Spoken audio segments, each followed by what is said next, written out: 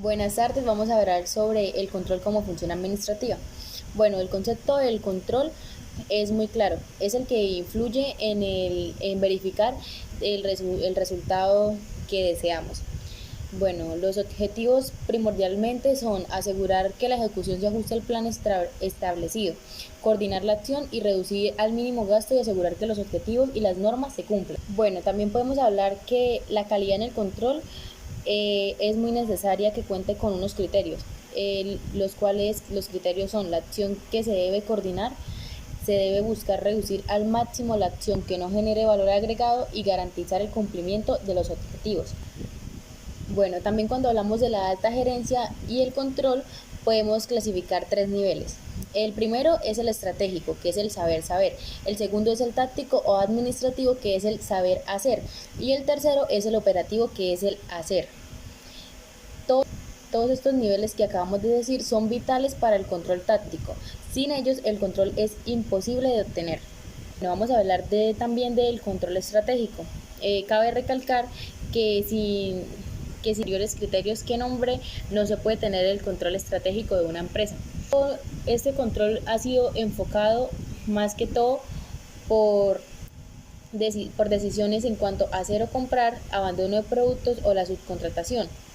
Es decir, hoy en día no únicamente se compite en el precio, existe la marcada tendencia, la diferenciación, la llamada ventaja competitiva, que esta se basa en por qué soy mejor o en qué me diferencio yo a las demás empresas o por qué mi cliente debe comprar mi producto y no el de mi competencia.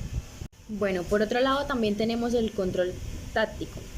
En esta fase es donde la dirección puede contribuir con mayor éxito al logro de la efectividad global de la organización. También podemos hablar de el control operativo, ya que dentro de todas las áreas de la organización, especialmente para el trabajo que cae bajo el mando directo del jefe. Hay controles operativos. Cuando se descentraliza suele haber muy poco control, quien tiene lugar una cierta centralización de las actividades de oficina. También tenemos acá los requisitos previos del control. Las condiciones esenciales para que el control sea efectivo gira en torno al conocimiento a fondo de lo que ha de ser controlado, a los canales abiertos de la comunicación, a la presencia de la autoridad, al conocimiento de los objetivos y normas, al tener medios de medición y mediciones para mantener normas vigentes. El conocimiento de lo que ha de controlarse. No hace falta controlarlo todo. Si un aspecto de una situación se comete a control, todos los aspectos encajan por sí solos. O sea, es decir, la clave del control es determinar el factor estratégico. Las comunicaciones tienen varias facetas, pueden ser escritas, por llamadas, por videollamadas, personales, conferencias, etcétera. Hay personas que en la comunicación, hay personas que digamos que no tienen, digamos, con las capacidades que tienen otros trabajadores, digamos, de comprender los escritos. Los escritos son a veces son difíciles, digamos, para los empleados que no tienen el lenguaje en la organización muy clara. También, digamos, en la comunicación, lo que son las opiniones, a veces no las toman de buena manera o a veces sí, pero hay que tener muy pendiente, digamos, como lo que es el momento en que se va a dar la opinión o las sugerencias. La autoridad es fundamental de un jefe. Tienen que, digamos, tener buena relación con los empleados, al igual que los empleados. Nosotros los empleados tenemos que digamos, como tener muy claro que depende del cargo, son nuestros jefes, entonces nosotros tenemos que acatar todo lo que ellos nos digan para el bien de la organización. Claro está que si uno sabe el tema, cualquier cosa, uno puede dar la opinión, pero ahí es donde yo digo, donde se dice, digamos, que hay que tener muy claro lo que son en qué momento se va a dar la opinión y todo eso. Como las que primero se van a hacer y luego se organizan, se planifican, se programan las que son de mayor esfuerzo, por decirlo así. Una buena planeación es cuándo se debe estar terminada, tiempo para realizarla, tiempo para viaje y transporte, tiempo disponible empleado, cantidad de trabajo que se va a hacer. Es eso. La preparación es de los instrumentos, el personal, las máquinas, todo lo que se va a utilizar para realizarse el trabajo, o sea, lo que van a realizar en la empresa. Inicio para actuar. Es fundamental, digamos, también lo que es la comunicación. La comunicación es muy importante porque acá es donde va a salir, digamos, bien lo que está planeado, lo que es la programación, todo, el orden, la comunicación.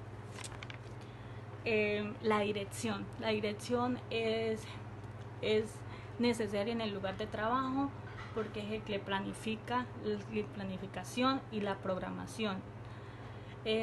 Normalmente el personal, normalmente eso, lo que es la dirección, o sea, es como mejor hacerlo personalmente para que los empleados queden, digamos, claros en cada función o cada cosa que se va a hacer. Todo es mejormente personal. Claro está que también se pueden utilizar los comunicados, otros medios, porque todo el tiempo en qué momento se va a dar la opinión y todo eso. Los objetivos son para el bien de la organización, son como metas que se trazan a largo plazo, mediano plazo, corto plazo, etcétera. Las normas de seguridad, la convivencia, la vestimenta, como los horarios, la contratación de un empleado, etcétera. La normalización de criterios. La normalización de criterios es cuando las empresas mandan un comunicado. Entonces, o uno ya tiene claro como empleado cuáles son las normas, y si, digamos, la empresa le da como para el bienestar de la organización o lo de los empleados cambiar alguna, tiene que dársela a conocer a los empleados, porque los empleados pueden llegar, digamos, a cometer esa falta que ya está estipulada, y uno como empleado, como no se le ha informado, uno no sabe nada. Proceso de control. El proceso de control es lo que se hace, digamos, lo que es el control, digamos, es el que verifica, compara, corrige lo que se hace antes, durante y después del procedimiento de cada trabajo. La fase preliminar, la planeación de actividades, cuándo se debe hacer, cómo se debe hacer, dónde y quién la va a hacer. La programación es, digamos, como programar las actividades que no son tan de mayor esfuerzo o que necesitan muchos empleados para hacerse. Entonces esas son personal. Normalmente eso, lo que es la dirección, o sea, es como mejor hacerlo personalmente para que los empleados queden, digamos, claros en cada función o cada cosa que se va a hacer.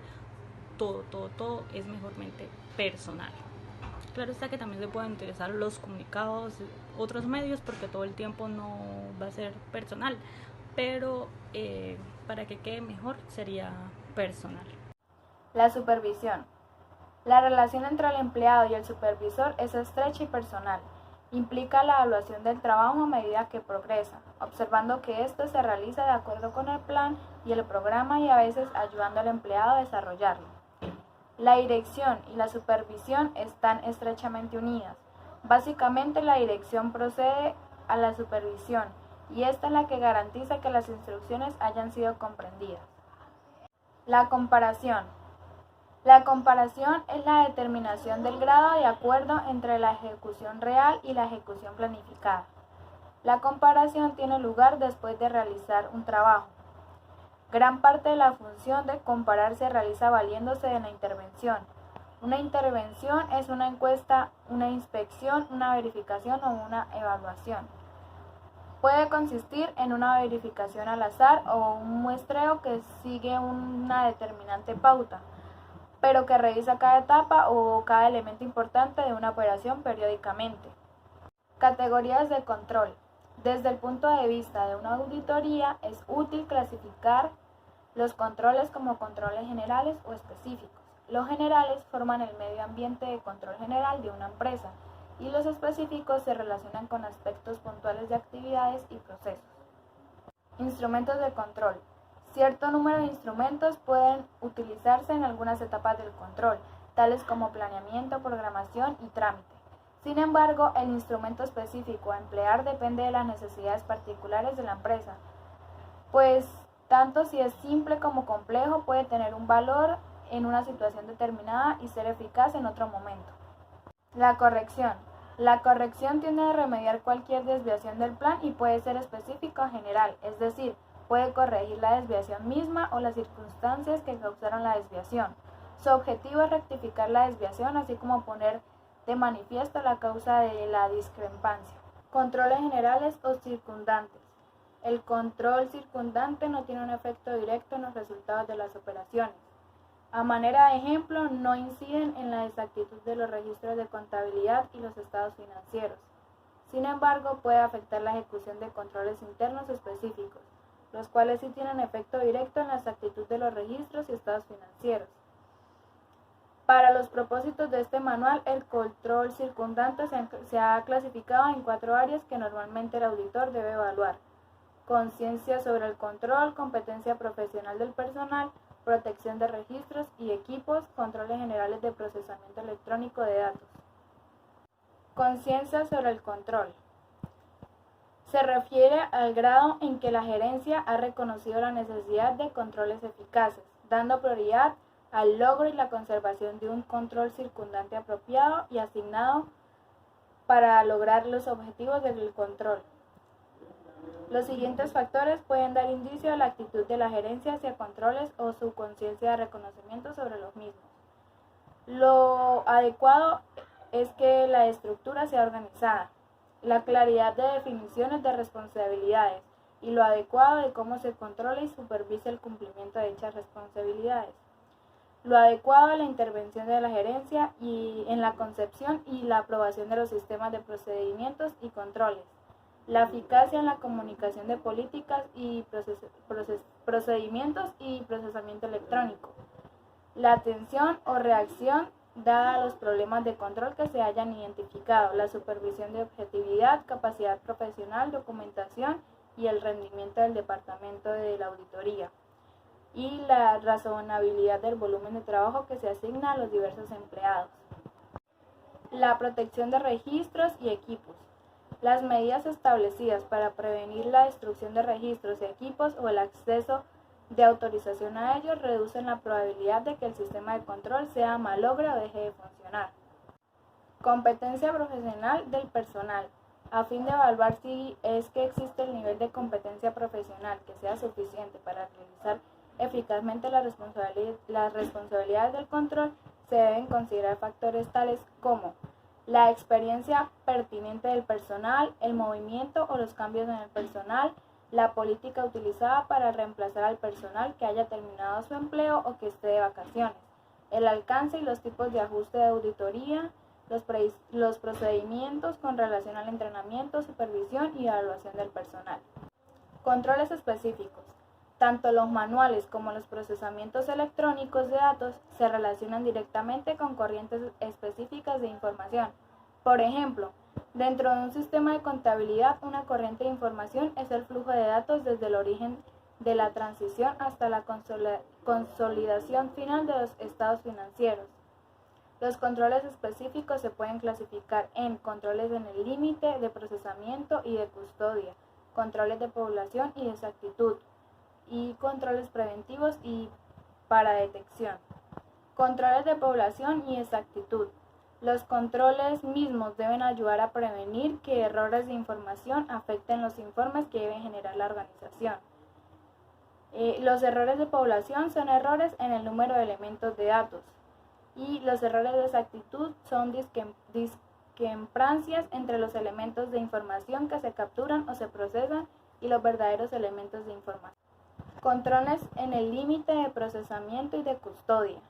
La efectividad de los controles internos desde el punto de vista del auditor se miden por el grado en que los controles reducen al mínimo los errores y fraudes y que en un momento pudieron tener un impacto importante en los estados financieros. Las 3 actividades esenciales y sus controles relacionados son la capacitación de las transacciones, el procesamiento de las transacciones y el mantenimiento de la custodia de la propiedad recibida en las transacciones. Controles preventivos y para detección. La distinción entre los controles preventivos y los controles de detección se basa en la oportunidad en que se aplica el control. Los controles que se aplican mientras transcurre la actividad que está siendo controlada son controles preventivos. Los controles que se aplican después de que la actividad ha ocurrido son controles para detección. Las empresas generalmente usan tanto los controles preventivos como los de detección. Los controles preventivos incluyen segregación de funciones, documentos de funciones, repetición, utilización de la suma total de cada lote para contabilizar todos los elementos de un lote. Y los controles de detección incluyen reconciliaciones, revisiones y comparaciones hechas por individuos que no están involucrados en la actividad que se controla. Matrices de control específico. Para ayudar al auditor a identificar los controles específicos en cada punto de control de una corriente de información, se incluyen matrices de control que son típicas en cada área o ciclo de auditoría. Las matrices de controles específicas contienen procedimientos típicos de control, en los que se pueden confiar para modificar la naturaleza, la oportunidad y el alcance de los procedimientos para obtener evidencia para un objetivo de auditoría. Cada control en las matrices se clasifica como de límite, procesamiento o custodia y como de población o exactitud donde esto se aplica.